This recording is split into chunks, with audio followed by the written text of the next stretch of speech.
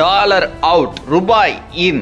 Dollar சாம்ராஜ்யத்தை சரிக்கும் மோடியின் master plan. தொடங்கியது பொருளாதார போர். அமெரிக்காவின் மேலாதிக்கத்திற்கு சவால் விடும் வகையில் இந்தியா எடுத்து வரும் ஒவ்வொரு அடியும் உலக அரங்கில் ஒரு மாபெரும் மாற்றத்தை விதைத்துள்ளது என்பதில் ஐயமில்லை. வரலாற்றில் எப்போதும் இல்லாத அளவிற்கு இந்தியா தனது வெளியுறவு கொள்கையில் ஒரு அதிரடியான சுதந்திரத்தை இன்று நிலைநாட்டி வருகிறது. பல தசாப்தங்களாக பெட்ரோ டாலர் என்பது உலகின் அசைக்க முடியாத ஒரு சக்தியாக இருந்தது. ஆனால் இன்று அந்த சங்கிலியை இந்தியா உடைக்க தொடங்கிவிட்டது. ரஷ்யா உக்ரைன் போரின் போது உலக நாடுகள் அனைத்தும் அமெரிக்காவின் அழுத்தத்திற்கு அடிபணிந்து ரஷ்யாவை புறக்கணித்த போது இந்தியா தனது மக்களின் நலனை மட்டுமே முன்னிறுத்தி ரஷ்யாவிடமிருந்து கச்சா எண்ணெயை வாங்குவோம் என்று துணிச்சலாக அறிவித்தது. இது வெறும் வணிகம் மட்டுமல்ல, அமெரிக்காவின் டாலர் அரசியலுக்கு விடுக்கப்பட்ட நேரடி சவாலாகும். ரஷ்யாவிடம் இருந்து வாங்கும் எண்ணெய்க்கு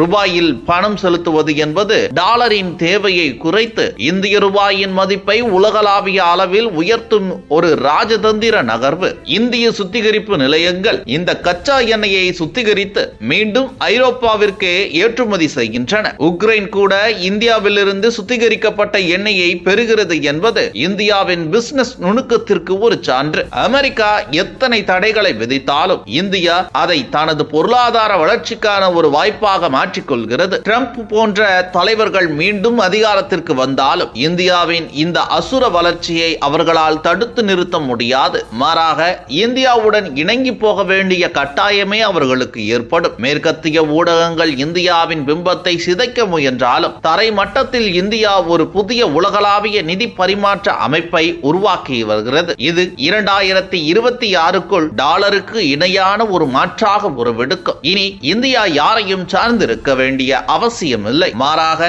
உலகமே இந்தியாவின் சந்தைக்காகவும் அதன் தொழில்நுட்பத்திற்காகவும் காத்திருக்கிறது. மோடியின் இந்த இந்தியா ஃபர்ஸ்ட் கொள்கை என்பது வெறும் முழக்கம் மட்டுமல்ல, அது உலக பொருளாதாரத்தின் மைய புள்ளியை மேற்கிலிருந்து கிழக்கிற்கு, குறிப்பாக இந்தியாவிற்கு மாற்றும் ஒரு மாபெரும் புரட்சி. பெட்ரோ ரூபாய் என்பது இந்தியாவின் இறையாண்மையின் அடையாளம். இது அமெரிக்காவின் கண்ணில் விரலை விட்டு ஆட்டும் இந்தியாவின் துணிச்சலான ஆட்டம். இனி வரும் காலம் இந்தியாவின் காலம் என்பதை உலக நாடுகள் ஒவ்வொன்றாக புரிந்து கொண்டு வருகின்றன.